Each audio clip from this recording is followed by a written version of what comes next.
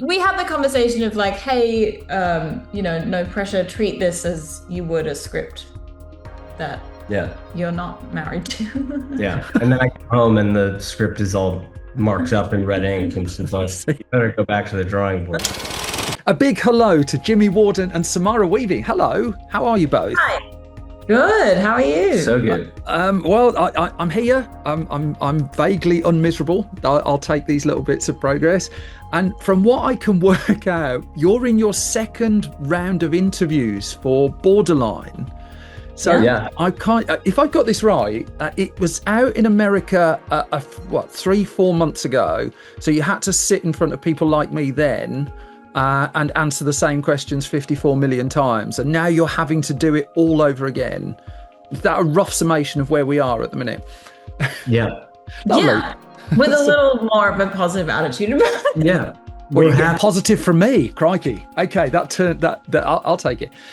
What's the question you keep being asked that I shouldn't ask? And what's the small thing about the film that no one asks you that you wish they'd ask? You don't have to answer those now, but I think it's probably worth getting those done. What do we always talk about? We get a lot of questions on the inspiration for the movie, I'll scrub that. That's not a good question. But it's a good question. I don't think we've had any questions that are annoying. No, we haven't had a well, let's see where we sit in about 30-40 minutes if you still feel the same way. Can I ask this then? Ivan Reitman's film Junior, I walked out of in 1994 when it came out in the UK, thinking, okay, these Schwarzenegger comedies, they were fun, might have run their course a little bit, I don't know. I had no idea I was going to be watching a film 3 decades on where it became a prop for a movie in jigsaw form. Who do I blame? I think you could probably blame me for that, but also they had to. I mean, I've always just thought that was the most insane premise for a movie ever. Junior. Twins is also pretty insane with the two of them. But I don't know. I just always like that. People always say you hear over and over again, they never make movies like this anymore. They never make movies like this anymore. And I was like, well, they definitely don't make movies like Junior anymore. And just it was always a running joke in my household. Sorry, our dog is hello, dog. What's the dog's name? Muriel. That's Muriel. Hello, Muriel. Say hi. Okay, if a cat walks in now, I feel less bad, but I just feel it might set Muriel off. So We've got a cat too. We have a cat, Virginia, somewhere running around. But that was the type of thing where we had, a couple options for what that could be. And anytime you use someone's likeness, they have to clear it. And we were just like, they immediately agreed. And I was... Hang on, sorry, who is they in that instance? Is that Universal, or did you send it to Schwarzenegger? Or? Danny DeVito and Arnold Schwarzenegger. So you sent, hang on, let's get this right. You sent a picture of a prop Junior jigsaw puzzle to Arnold Schwarzenegger for approval. Yeah. I love that. And they said yes. No questions asked. It's an even bigger story for you if they say no, surely. Yeah. That just leaks out. That's the clickbait, right? Right. We also had there's a fake movie that Sophia did called Lose on First, which is baseball's first female, which is a subtle nod to A League of Their Own. And it was supposed to be with Keanu Reeves, I think. Uh-huh. We couldn't really get him to clear it, but we ended up clearing Christian Slater. And then we just could never figure out the Photoshop. Like any time we used it, it was like it just felt a little bit off. It was like because it was Sam Brilliant wearing the outfit, and then it sort of felt like it was Christian's face just floating around. So we ended up not using it. But you cut Christian Slater's face out of your film as well. We cut him from the movie. See, this is gold. We cut him from a movie. But yeah, then we had Medusa, right? Oh, like the fake kind of albums and Oh yeah, we did all of those fake albums. There's a lot of kind of and movies and throwbacks stuff. to Yeah. celebrities of the era who are also still celebrities now. Well, you've got your Joan of Arc front cover. I saw the Joan of Arc movie poster was in there. I'm sure I spotted that. Yep, we had Joan of In Arc. God's name, let us go on bravely. Was that? I mean, it went by quickly. Was that the tagline for it? I That's think really so. funny. You're going to make a cinematic universe out of this film. There is a point to my questioning here because I watch. I mean, for the work I do, I watch an awful lot of independent films. I'm drawn to independent films, and in the nicest sense, you can see if someone's gone for the details. And you sort of had me at the opening credits, actually. There's a special place in my heart for people who make a real effort with their opening credits. Yeah. Just it's weird to quantify, but just getting them right. And I'm just curious about this, about those details and the small little things, because if you hadn't have put that in, the film would have, we'd talk about the junior jigsaw puzzle and stuff like. We'd still be talking about the movie, but already we're talking about the quirks of it. The Right. little things that have just knocked us slightly off kilter. What kind of tonal things are you trying to do there to us as an audience, and why are those details mattering so much? I mean, a lot of them come from just like straight out of the script. It's like, how do you, you're trying to make a lot of the time, when writing, like I'm trying to make the reader giggle at certain nuances that maybe that like the viewer wouldn't pick up on. As in the And reader of the screenplay, the person you're trying to get yeah, money out of. Interesting. yeah, Shane Black um, used to be great at that, didn't he? His yeah. scripts were amazing to read. Yeah. The best. So I think that a lot of those, that's where a lot of them come from. And then the craftspeople on the movie are get so invested and it becomes like, okay, how great can we make this Joan of Arc poster? Like, how realistic can we make a Medusa movie out of this? And then we also did a whole, and it helps with character too, because we did a whole backstory for Sophia Yeah. and her arc of albums and LPs that showed, because we were talking like the way that we wanted the character was to be a bit, have a bit of armor on her Yeah. because she's been around, maybe she's been touring since she was 15, 16 years old, so it went from like the teeny bopper to maybe a little bit overly sexualized, or definitely overly sexualized in her like 17, 18-year old albums. And that's where she's Sophia Minor, and that's where the minor crimes, minor whatever all the albums go to. Um, so so in putting in those details, I would hope that they helped inform character, but most of the time they're just to make me and the crew giggle. Which is a great place to start. I'm the world's worst gossip columnist. I'm terrible at that half of my job, and very proudly so. So I didn't even realize you were married until yesterday. So Oh, Hey, okay. congratulations on that. I've no idea whether it was thanks. recent or not, but I'm sorry my present didn't get there, just to be on the safe side. No. Um, That's a has this project been a constant between the two of you for a period of time? I mean, I'm asking a very dumb question, but I genuinely don't know.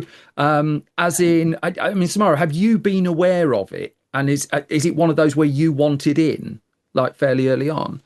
um, I think we've always wanted to work together, and I mean, I'm the first one to read Jimmy's scripts, and I'm the first person to hear about his ideas. Um, and when he came up with this idea, it was kind of, it just organically happened that I was going to play Yeah. that character. I'm not sure we ever really spoke about it. Like we spoke about it clearly, but it was like, I was all in because I loved the idea. And as yeah. soon as, yeah, I think we have a good working relationship in that um uh we can put on our professional hats and then put Yeah, on our personal hats. I'm not So we did I'm have, not prying into private life at all. It's just like no, No, I'm you no, you can. totally can. genuinely terrible Um, gossip but columnist. Conversation of like, hey, no pressure, treat this as you would a script that Yeah. you're not married to. Yeah. And then I come home and the script is all marked up in red ink and she's like, See, you better go back to the drawing board. see, Uh, the bit of that answer that's great is you tell Samara all the ideas she runs through them first. Which are the ones that didn't get through the filter? No, I'm kind of obsessed with all of them. Like Jimmy will go for a walk and come back and he just goes, okay, hear me out. I've got an idea. What if a bear gets into a bunch of cocaine? And I'm going, write it, print it. I paid Let's my go. money. I watched that bear and I watched that cocaine in a cinema. yeah. But Very without proudly say. without that filter, it's because it's always at the germ of the idea. It's always at Yeah, that stage where it's like the first thing that pops into my head, and then we start like rambling about it for ages, and then eventually it morphs into like a cohesive story or semi-cohesive.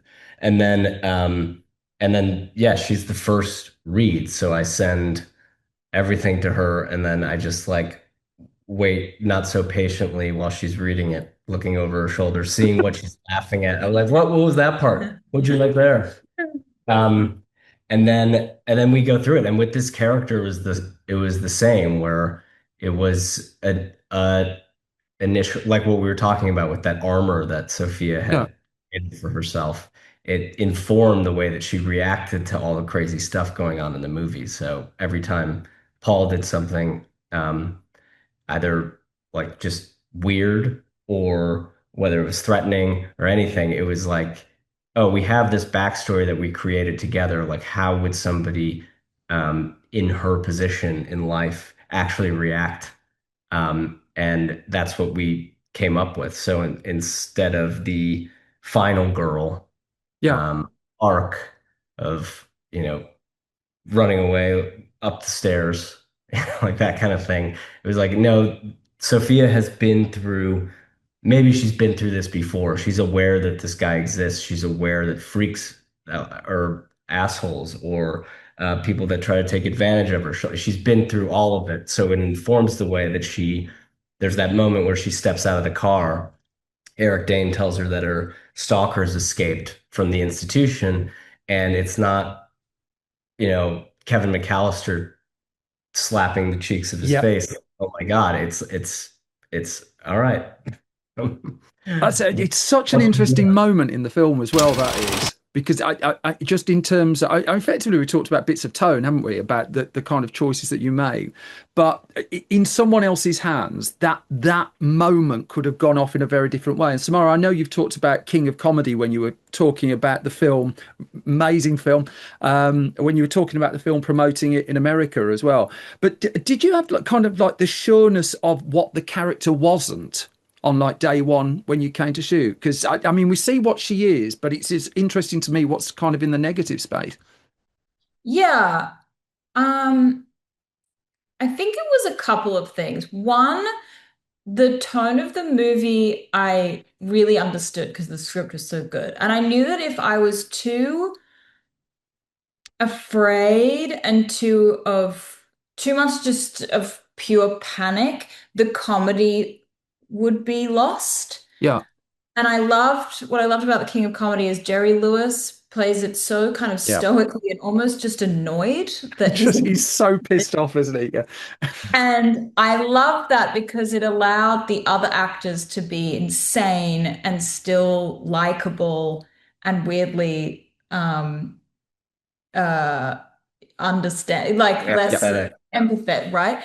Um and it made it funnier, yeah, which I was really drawn to. And then the second thing was that just thinking about a celebrity of that like status in the 90s and a woman, they just put up with so much crap. And they had to be so strong in order to get that successful and deal with that amount of fame without losing their minds.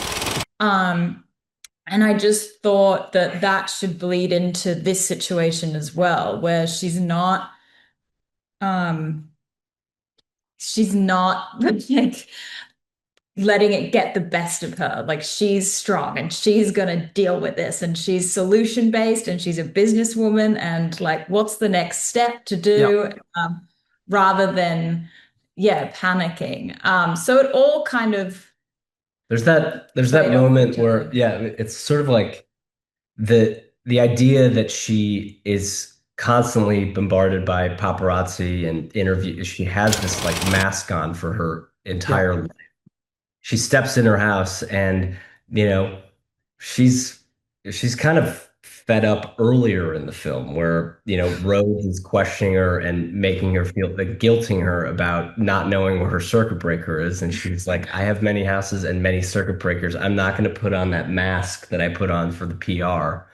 um, and like I'm just going to be honest, and I think that this is her. This is actually her. Um, come the after the opening credits, and that's like sort of why we chose not to include any original songs by her, and the only song that she sings is by Celine Dion, who Penny thinks is a better artist than she is. Um, it was kind of like who is Sophia, and having those reactions be driven by a character history. I'm trying really hard not to spoil the film for people who haven't seen it. But again, Oh going yeah. back to, I'm treading very light. The bit that struck me, again, I watch a lot of independent films, and a lot of the early sacrifices talking to the filmmakers are to do with music. And you've got 11 licensed songs in an independent film. And again, not wanting to give them away, some are incredibly familiar and you have a ridiculous amount of fun with them. The obvious question, I guess, is was it always those particular songs? But also, if I like hacked your laptop 2 days into writing it, how early? I haven't hacked your laptop. It's not one of those weird YouTube scams or anything like that. But how early were they bedded in? Early. I mean, it's a faux pas, I guess, in screenwriting It's like, to write to write needle drops in, but I was like, if I'm gonna direct this, then why not? And I always sort of break that rule anyway. I'm like, I'll let someone break my heart or the director's heart if I'm writing it for somebody else. But you yeah. Um, just music in films, like you love a really good soundtrack. yeah, I love a needle drop. Those songs, I would say probably 75% of them were in there. Hmm. The I think that the Crimson and Clover, the obviously Borderline was written Yes, in. I think you can But give Borderline away. I don't think yeah, that's. funny enough, it's all coming back to me now was not the original song. That was something that we couldn't get it was supposed to be Billy Joel, Piano Man, and then thank God we didn't get that because we couldn't clear it. And Celine said yes to It's All Coming Back to Me, and it's actually perfect because it's like a diva of the Hmm. period who Penny might be a fan of and think that is a better artist than Sophia. So you Um, got your debut film as a director now. Let's just be clear. We're making a list signed off by Arnold Schwarzenegger, Danny DeVito, and Celine Dion now. Yeah, yeah, man. and Okay, let me write these down as we go. Donovan, Tommy James.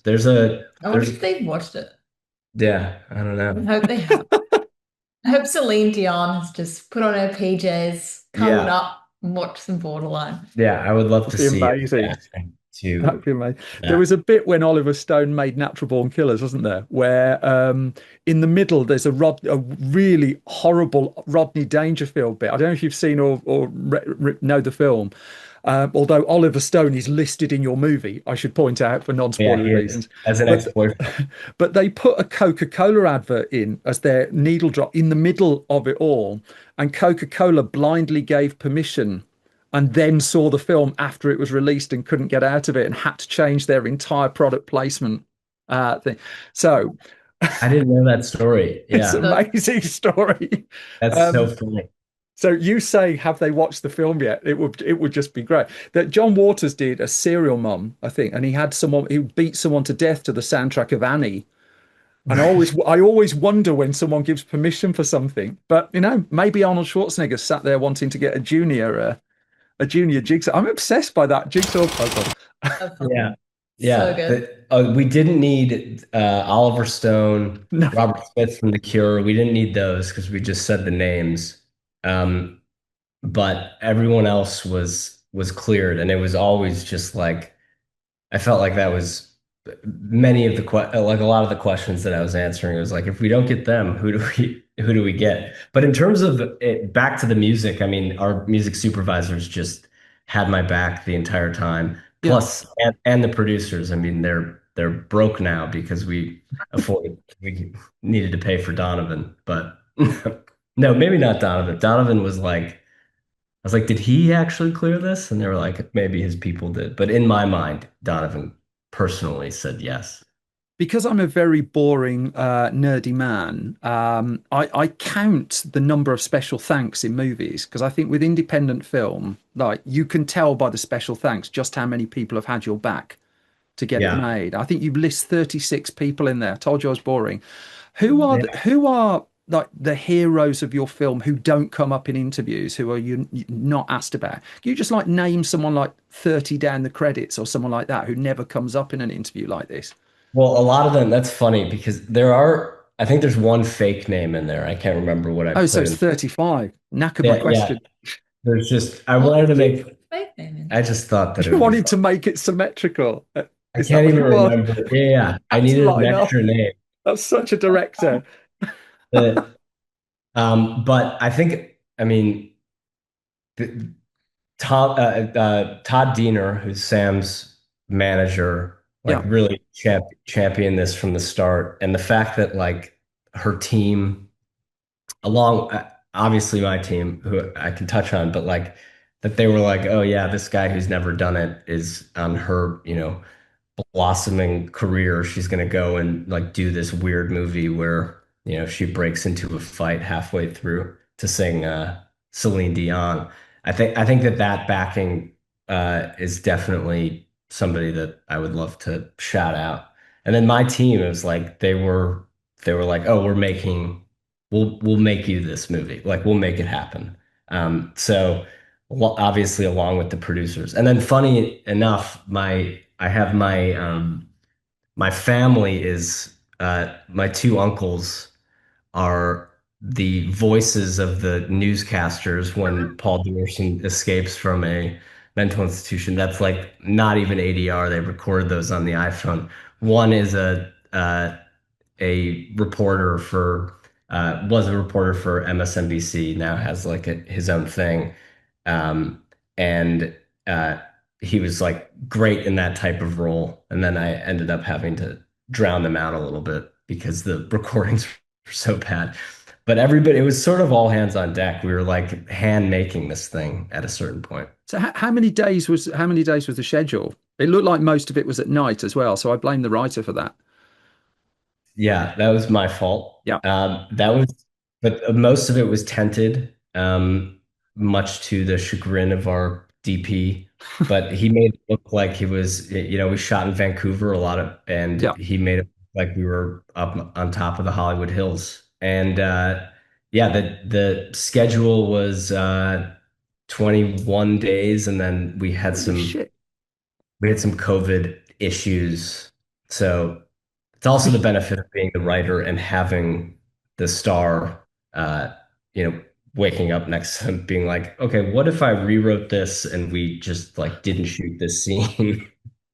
Like, how would that work? So it's really helpful to have like the person that you're going to have to walk into their trailer and convince them to do Yeah. something.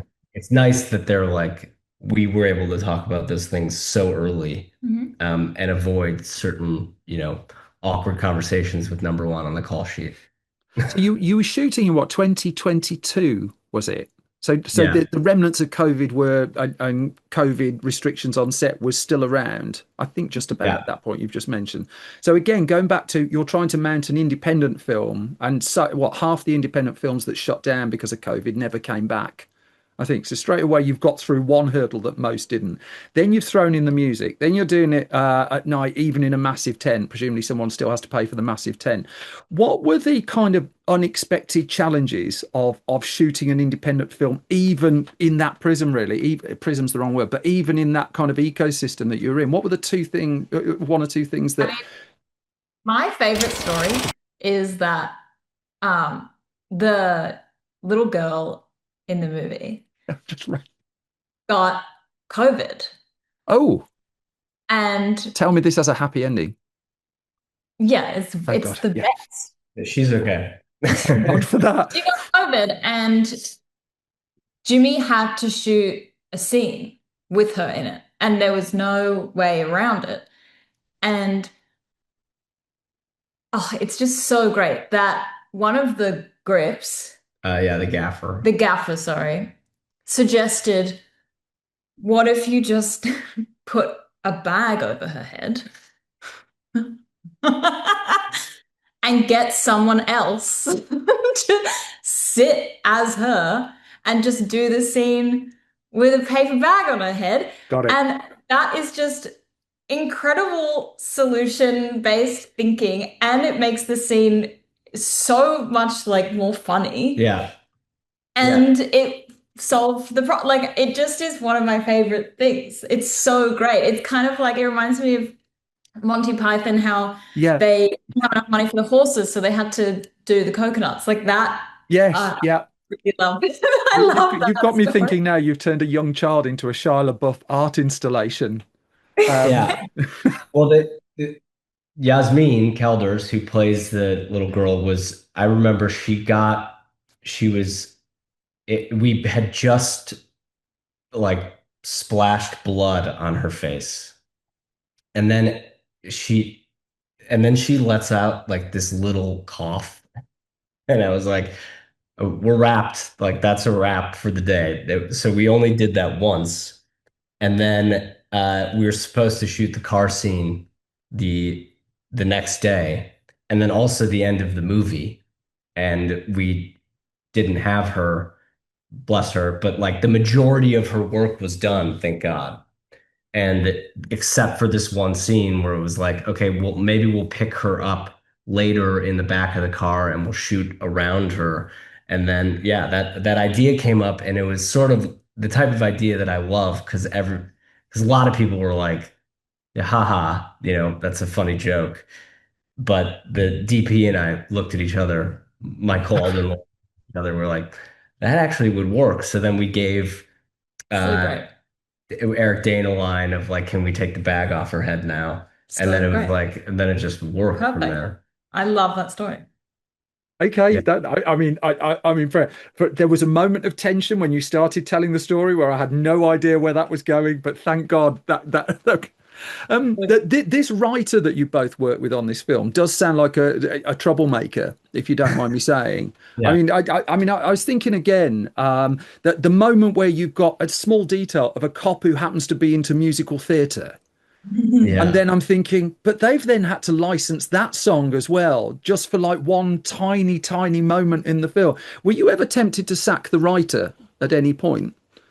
Yeah, I mean, this is all, you have to throw a lot of thanks to Hidil, our producer, and then the folks at Lucky Chap that were, Yeah, uh, the reason you have to remember the reason that people signed up to do the movie. yeah, And sometimes it's the smaller moments. I mean, that was yeah, so fun to shoot, because we were trying to do it in a night, and we only had that block for a certain amount of time. And then we were also in the solstice, so the sun was going to come up earlier than usual.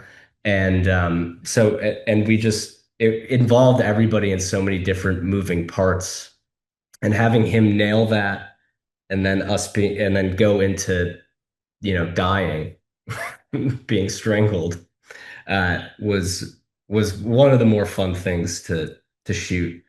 And I know that it's like pretentious to be like, okay, we're gonna do this all in one shot, but I really think that it was like It was awesome. a camaraderie thing where Really good. everybody was just, working together, and you have the most amount of crew, the most amount of actors in the same scene. Yeah. Everybody's just doing their job at the highest level. And you knew So from the off, by the sounds of it, you were going to direct this. Appreciating you've written a bunch of stuff, but this feels, I don't know, am I misreading this? This feels like the one you zeroed in on, that I've got to do this. yeah, I Yeah. send after Sam gets her paws on it on a script, I send to Brian Duffield, who's Yes, the producer on this and was a absolutely. producer on Cocaine Bear, and also had written The Babysitters. Babysitter, Yep. which is the movie that we met on. So we've been friends with him for a really long time, and I sent this, and he's like, uh, "But you should definitely direct this." And like that's sometimes all you need is like someone just to be like, "This is like you should do this," you Hmm. know. And no offense to you, but outside of Sam, who has to like everything that I do. But yeah, he was like the first person to say, "This is yours, run with it." And then after that, it was like trying to craft these sequences.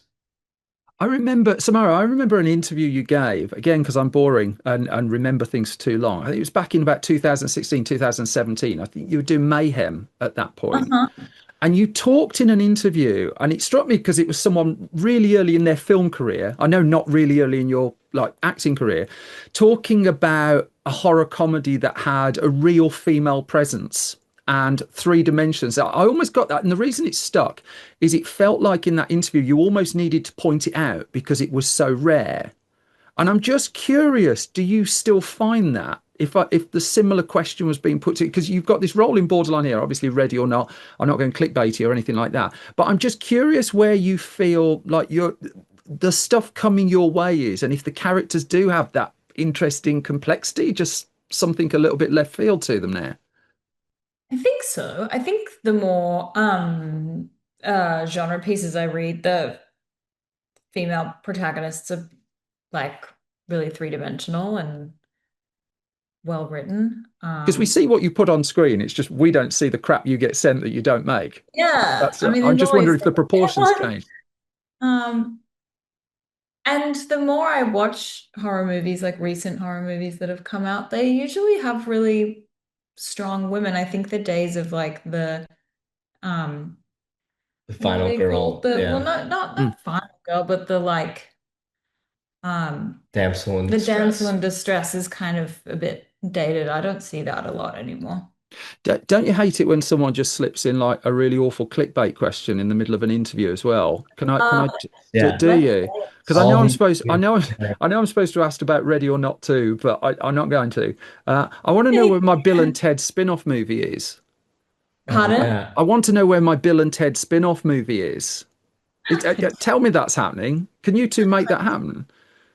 I I think it don't should know. happen. Do you think? I don't know. That I was feel like, the I think that was the most excited I've ever been for you to, oh yeah, and you like were it was excited. that, and I guess Martin McDonough was one thing, and then I was like, oh, you're gonna go do Bill and Ted? Oh yeah, there you go. I love three billboards, don't get me wrong. Martin McDonough, presumably you're on his set, you do every word he says to the absolute syllable. I hear this.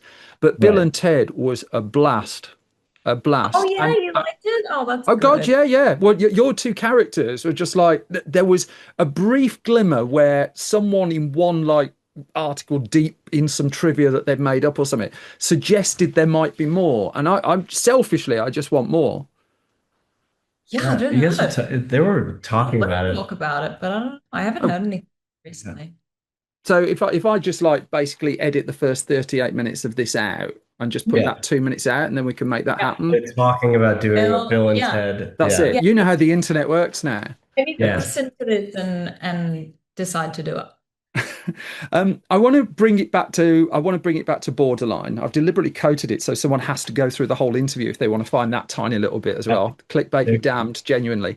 Um, but Borderline's been in your life for such a long period of time now. I'm just curious what the last 3, 4 months have been like. Seeing something that presumably you've between the two of you, you've had to fight so hard to get this made, and I mean, how close are you looking at the response to it? Is there almost a sense of relief that you can move on to the next thing on your laptop? I don't know. Where are your respective heads? I think it's so fun to celebrate it, and I'm just so glad that people are responding so Love that. well. And Yeah. it's so great to talk about it. I think you're right. It's been it took a while for it to come out because we filmed it a while ago. So it's just been really fun to see that, when we do something that we had such a good time on, it's great to see that people like it as much as we do. Yeah. I think I mean, Sam taught me not to look at reviews. I look at her reviews and they're all always so positive, but this was like, I don't know. I think that at a certain point, you, uh, you sort of take the win of like, oh, the actors like it, you know? And that's like the only thing that only feedback that I really cared about is that, you know, at a certain point, because I was purposely not looking at Rotten Tomatoes. Rotten And I Tomatoes is actually haven't rubbish. Am been. I allowed to say that? What? Rotten Tomatoes is rubbish. It's an indicator of nothing. Sure. It's I'll not, say that. You can't say that because it comes a I mean, story, but I can say it. It's dog shit.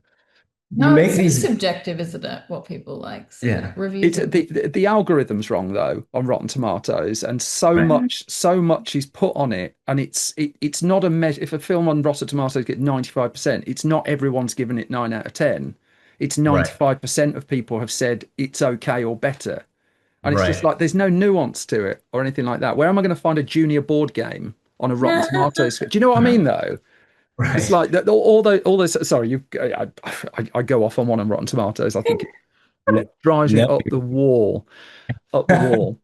Um, I agree, but I guess you don't really. necessary evil for you, I'd imagine. I could never really expect that this movie that everybody was going to like it. You know, it's just it's not going to happen for a movie where a cop breaks out into a dance halfway through. So I just sort of I take everything with a grain of salt, and I think that I've sort of armored myself, or Sam has, in a way of like she likes it, so I'm good. If I can step away from being the boring interviewer just for a minute and just say this, because again, I've mentioned a couple of times, I've worked with a lot of independents. It's just like you made something exist that was packed full of risks. Right. Some people aren't going to like it. Some people are going to like it, but he's jam packed full of risks from start to finish. And absolute hats off to the pair of you. So I mean, I'm really interested what you've got coming next. It's just like, have you got another bit? Obviously, you're going to get a new writer because he keeps like putting like really Yeah. weird stuff up, I think. Yeah. How are you going to offend Arnold Schwarzenegger and Celine Dion in your next film? I want to know that too. But what does it give you kind of like, I don't know, what is it? Something like 60% of people who direct one film never direct another. Yep. Are you going to be breaking that? And what between the two of you? Yeah, see, it's in Samara's eyes there. I can see that. You're already plotting. What I mean, outside of like all the clickbait films that you already asked about, what are the small independent things that you've got bubbling? I don't know. I think we want to try something different Mhm. coming up. I mean, I think that uh, I will always love the horror thriller um, space. So it's something that I'm like always going to come back to. But I think, I don't know, next up, I'd like to just take a, Yeah. We yeah, just love working together. So I think because it doesn't feel like work. yeah. Uh, So so we have something that we're not yet supposed to be talking talking about. about, but I'm hoping that we can shoot that pretty soon. And I And don't then know, we can talk again and we'll yeah, talk about do it. another That would one be of these. terrific. I've worked it out from all the clues you've given me. It's a remake of Beethoven with Muriel in it because she's Yeah. kind of like just paced backwards and forwards looking for attention once or twice throughout this. So I got it. Huge congratulations on the film, on making it exist, and for just being so bold with it. Love it. Love it. The Thank you very so best much, to the pair Simon. of you, and take care. Yeah, Thanks appreciate so it. much. Thank you.